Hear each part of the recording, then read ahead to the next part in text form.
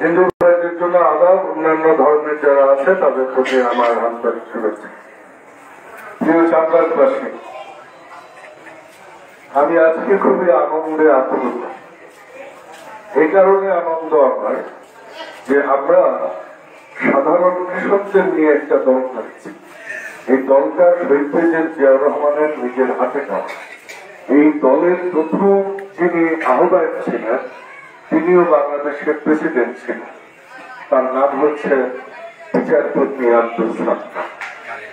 এই দলের এক সময় নেতৃত্ব দিয়েছেন আমাদের এই দলের বাংলাদেশ জাতীয়তাবাদী দল বিএনপির বর্তমান মহাসচিব জনাব মির্জা ফখরুল ইসলাম আলমগীর। এই কৃষক দলের এক সময় নেতৃত্ব দিয়েছেন বর্তমান বিএনপির সহসভাপতি বা ভাইস চেয়ারম্যান আমরা বলি, সাবেক ছাত্র নেতা, আমার বিশ্ববিদ্যালয়ের বড় ভাই শামসুজ্জামান দুদু। এই দলের নেতৃত্ব দিয়েছেন সাবেক বিএনপি মহাসচিব অ্যাডভোকেট খন্দকার দেলোয়ার হোসেন। এই দলটা আমরা যখন করতে এসেছি তখন আমরা বহু বাধার সম্মুখীন হয়েছি। অনেকে বলেছিল এইটা আবার সুখের দল, এইটা আবার করে লাভ কি, এটা আবার কি হলো। বিষয়টা হচ্ছে বাংলাদেশের 90% লোক কৃষি অথবা কৃষি ব্যবসা কিংবা কৃষি শ্রমিক কিংবা কৃষির সাথে কোনো না কোনো কাজের সাথে জড়িত। আর সেই কৃষকেরা এদেশে অবহেলিত।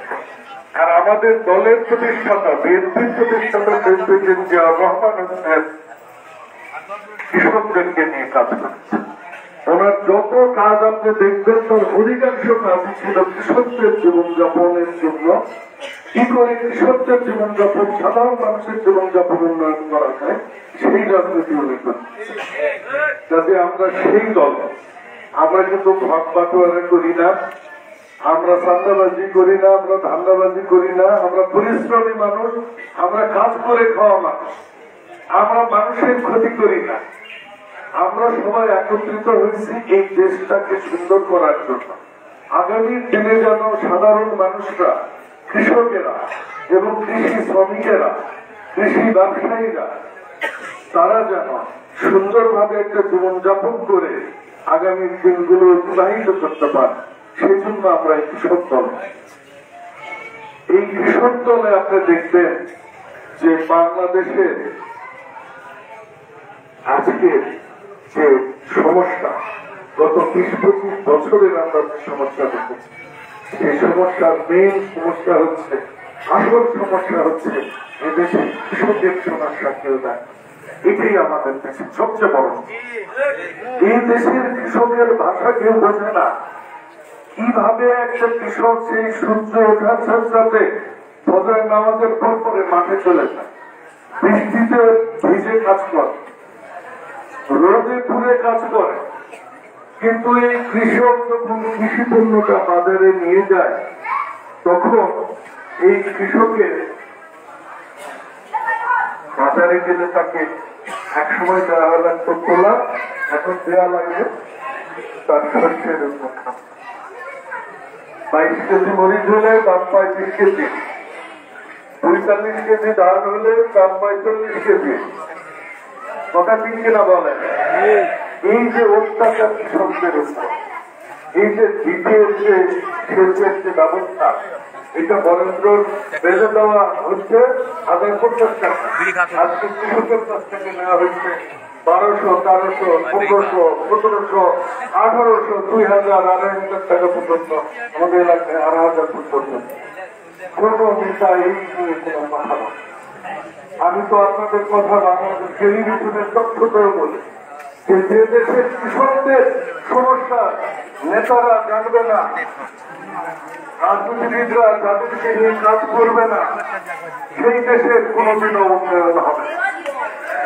আজকে কৃষকেরা আপনি দেখেন ধান যদি ভালো হয় ধান বেচা যাবে, ধান বেচে এনে বাকি টাকি ধান, বীজ, কীটনাশক, সেচের টাকা দেওয়ার পর কৃষকের হাতে আর কোনো টাকা। কৃষক কিন্তু 6 মাসে কোনো ইলিশ মাছ কিনতে পারে, গরুর গোস্ত তো দূরে থাক। আজকে দেশে পাট চাষ হতো, বলা হয়তো সোনালী ফসল। এই আওয়ামী দুঃশাসনের সময় পাটের ব্যবস্থাটা এমন করা হয়েছে কৃষকেরা আত্মহত্যা করে না। আজকে ফুলদানির চামড়ার যে অবস্থা করেছে আওয়ামী লীগ সরকার, আজকে গরিবেরা ওই চামড়ার টাকাটা পাইতো, এটিমেরা লীলা বোর্ডিং। সমস্ত অত্যাচার হয়েছে শুধুমাত্র গরিবদের উপর, শোষণ করা হয়েছে গরিবদেরকে, কৃষকদেরকে মারা হয়েছে, শ্রমিকদেরকে মারা হয়েছে। এদেরকে নিয়ে কেউ কথা বলে না। এক কারণে আমি সরকার চিন্তা করেছি, আমি নিজে একজন কৃষকের সন্তান এবং আমি নিজেও কৃষির সাথে জড়িত। এই জন্য আমি মনে করেছি এই কৃষকদেরকে নিয়ে আমার কাজ করতে হবে। আজকে যে কৃষক দলটা মহাদেবপুর শুধু না, বদলগাছি শুধু না, মালদা শুধু না, সারা বাংলাদেশের আনাচে কানাচে যে কৃষক দলটা আজকে এত বড় হয়েছে, এর পেছনে আমাদের নেতা তারেক রহমানের দিক নির্দেশনা এবং আমাদের কেন্দ্রের সভাপতি কৃষিবিদ হাসান জাফির তুহিন এবং বিপ্লবী সাধারণ সম্পাদক শহীদুল ইসলাম বাবুল ভাইয়ের যে অবদান, যে অক্লান্ত পরিশ্রম, সেজন্য আজকে এই মহাদেবপুরবাসীর পক্ষ থেকে আমি কৃতজ্ঞতা জ্ঞাপন করছি। প্রিয় বন্ধুরা আমার, আজকে এই যে কৃষক দলের যে সাধারণ সম্পাদক, উনি শত শত মামলা খেয়েছেন ফাঁসির হাসিনা, এই মুহূর্তে উনি জেলে আছেন। কয়েকদিন আগে উনি একটা জেলে একটা মামলায় উনি যখন হাজিরা দিতে গেছেন কোর্টে, তাকে নিয়ে তখন জেলখানায় ভরানো হয়েছে।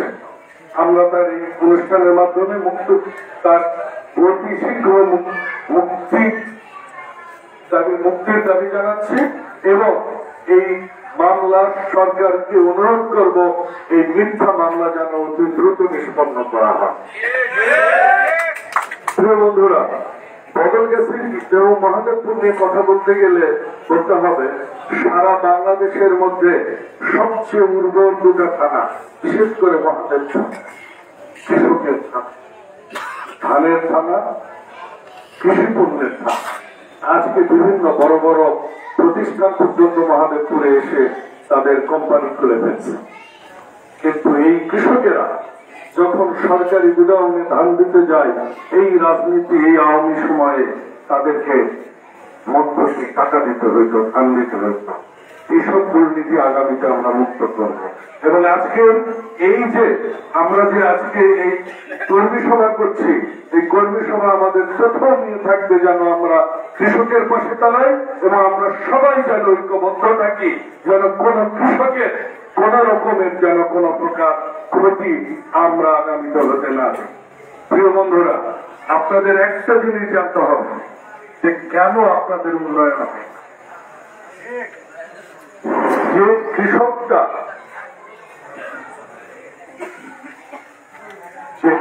আদান দিচ্ছে, আদানের পর কথা বলে সবাই জিনিস করেছে।